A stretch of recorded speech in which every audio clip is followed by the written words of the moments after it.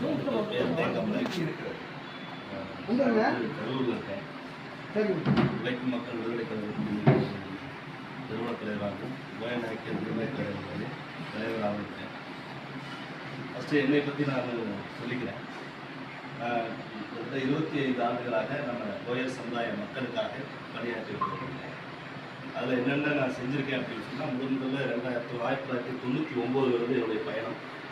அதில் பார்த்தீங்கன்னா நான் முதல்ல நம்ம மக்களை எல்லாம் போய் சந்தித்தேன். கல்வி படிக்கிறவங்க, கட்டட வேலை செய்கிறவங்க, இவங்களெல்லாம் போய் பார்க்கும்போது அங்கே நம்ம சமுதாய மக்களுடைய பின்னடைவை எப்படி இருக்கிறாங்க, அவங்க எப்படி வாழ்ந்துட்டு இருக்காங்க இதெல்லாம் பார்த்துட்டு, அப்போ நம்ம சமுதாயத்திற்கு முதல்ல தேவை கல்வி அப்படிங்கிறதுக்காக 2001 கல்லூரிக்கும் தொழிலாளர் குழந்தைகள் உண்டு உறவிட உயர்நிலைப்பள்ளி திண்டுக்கல்ல முதல்ல துவங்கினேன். அன்றைக்கி கலெக்டர் வந்து விக்ரம் கபூர் தான் தொடங்கி வச்சார். அப்போ அந்த பள்ளிக்கூடம் 2001 2011 வரைக்கும் 10 ஆண்டுகளாக தொடர்ச்சியாக நடக்கும்.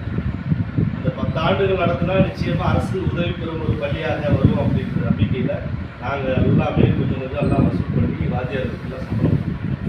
ஆனால் 10 ஆண்டுகளாகவும் இந்த அரசாங்கம் நம்மளுடைய பள்ளிக்கு உதவி பெறும் பள்ளியை கொடுக்கல.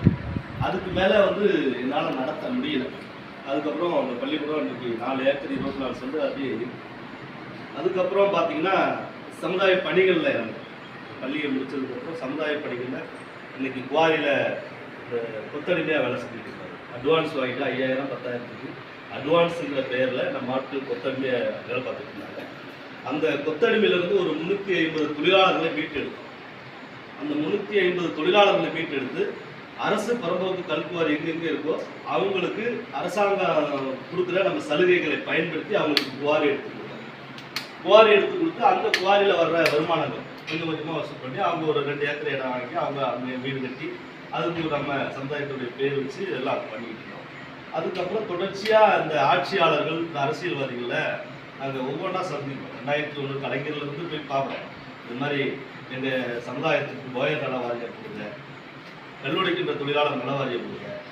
ஏன்னா எங்களுடைய பிள்ளைகள் கல்வியும் வேலைவாய்ப்பும் பொருளாதாரத்திலையும் முன்னுக்கு வரணும். அப்போ முன்னுக்கு வரணும் அப்படின்னு சொன்னால் அரசாங்கத்தினுடைய திட்டங்களை எங்களுக்கு வந்தால் மட்டும்தான் நம்ம செய்ய முடியும் அப்படின்னு சொல்லி ஒவ்வொரு தடவைக்கும் நம்ம சட்டமன்ற உறுப்பினர்களுக்கு மனு கொடுக்குறோம், முதலமைச்சருக்கு மனு கொடுக்குறோம்.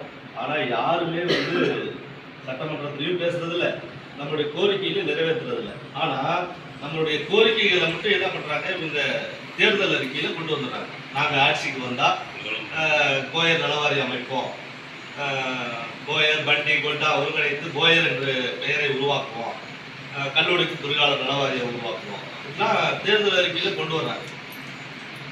அப்போ இந்த தேர்தல் அறிக்கையில் 2006 டிஎம்கே கொண்டு வருது. அதுக்கப்புறம் அவங்க மானிய கோரிக்கையில் இந்த கொண்டு வந்த கோரிக்கையை நிறைவேற்றுங்கன்னு சொன்னால் சட்டமன்றத்தில் பேசுறதே கிடையாது. அதே மாதிரி 2011 ஏடிஎம்கே கொண்டு வர்றாங்க, அவங்க சட்டமன்றத்தில் பேசுறது இல்லை. கிட்டத்தட்ட 150 சட்டமன்ற உறுப்பினர்களை சந்திச்சிருக்கேன்.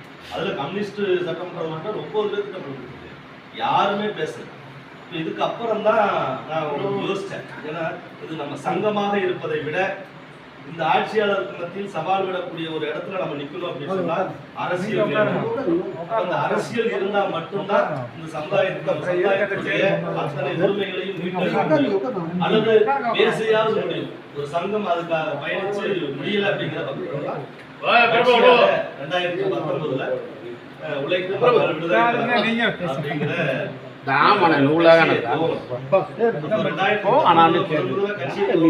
திருமலை நாயக்கருடைய பிறந்தநாள் முடிச்சுட்டு நம்ம கட்சியுடைய முதல் கிளை கொடியேற்று விழாவே இங்க பெரும்பாலும் தான் இருந்தது. அவர் வைகை செந்தில் தான் முன்னாடி வந்து அவர் என்ன மகாலிங்கன் இருந்திருக்காரு.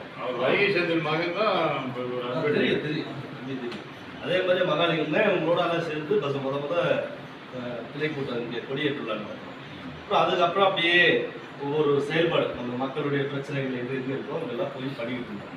இதுக்கு இடையில நம்ம சமுதாயத்திற்குன்ற ஒரு அரசியல் அமைப்பை வலுப்பெறணும், இதை வந்து ஒரு மாற்று அரசியல் கட்சிக்கு நிகராக நம்ம கொண்டு வரணும் அப்படிங்கிறதுக்காக முழுக்க இந்த உழைக்கும் மக்கள் விடுதலை கழகத்தை இயக்குவதற்கு தானிவராக என்னோட உடன் செயல்பட்டு அண்ணன் அழகையன்.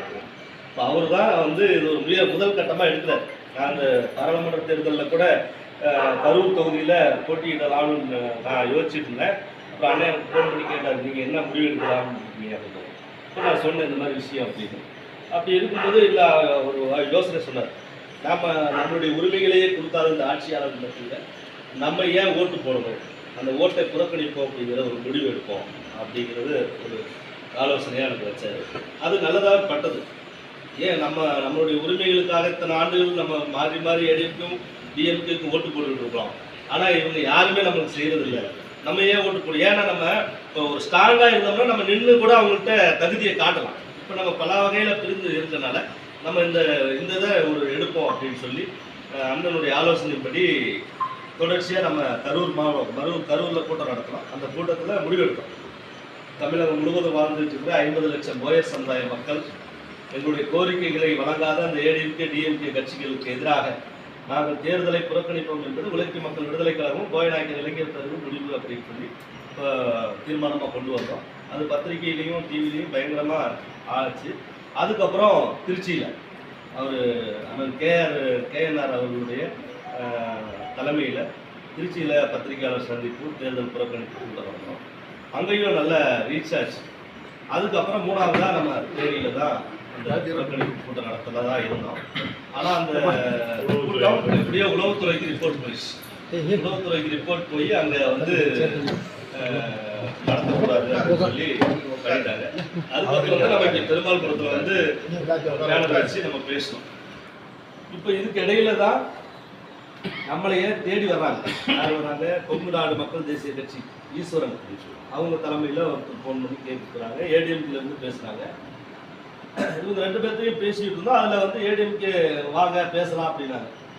அவங்களுக்கு நம்ம